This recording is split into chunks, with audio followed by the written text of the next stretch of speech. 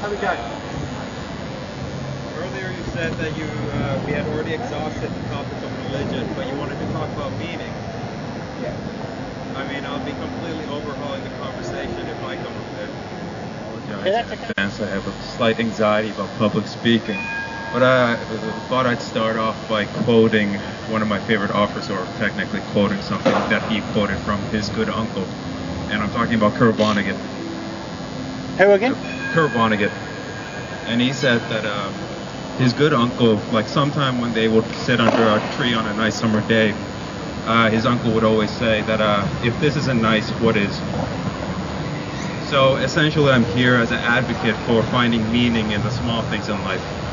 It doesn't, I mean, you can, at least that's where I come from. See beauty in everything. Yeah, it's like, I apologize if I got overly sentimental over here, but people can find meaning in the small places, and it's beautiful if you do.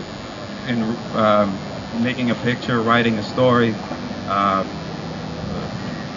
or perhaps like what we're doing right now. People speaking together, or people being in a room praying, singing, whatever it may be. It's just things that people do because they're just things that people do. And maybe some people just find meaning in a bottle. How can we objectively judge them? Now feel free to dully chastise me. Well, I mean, probably if you support the idea that to reduce, like, intellectual activity should be designed to reduce suffering, then you try to reduce suffering, which many religions believe, and also many sort of secular humanists, they believe that you should try to reduce suffering. I think probably, given that alcoholism causes problems with health, probably means you shouldn't probably overdo that. There's a limit to how much you should drink, probably. Yeah, I suppose, but I mean, we are, as free people, like, allowed to do whatever we want to our bodies as long as our actions don't harm others. So if it is so, if we take the hypothetical situation where an alcoholic jumps into a car and kills somebody, what is our problem? Is our problem with the drink, or is our problem with him making a bad decision? John Stuart Mill was a very famous person on the concept of freedom. You're probably familiar with it. The Daily Show. Yeah, you know John Stuart Mill? Yeah. Oh, yeah. On liberty. He said, he was asked the question, if you believe in freedom, shouldn't you be free to sign yourself into slavery? And he said, well, the whole concept of freedom is to reduce slavery. So to support the idea that people should sign themselves into slavery is contradiction to the principles of freedom. What's this got to do with drinking, though? No, it's like that brings up like one of the previous speakers. She was speaking about, like, well, I guess what I will now define as innate loneliness that we all have inside our little souls. And she said, oh, we'll go about and have a girlfriend or two, and we'll go about and do drugs or get into you remember when she said that? Yeah.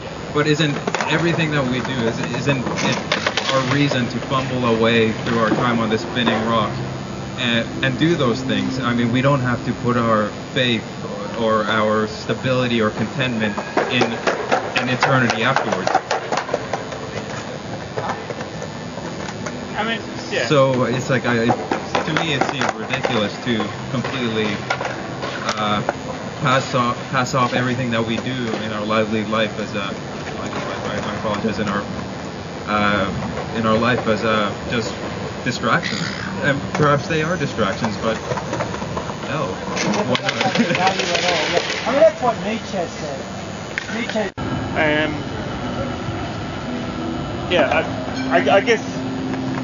I guess she's probably adopted that, everything in this world is sin, we're going to be pure for the next one, but... I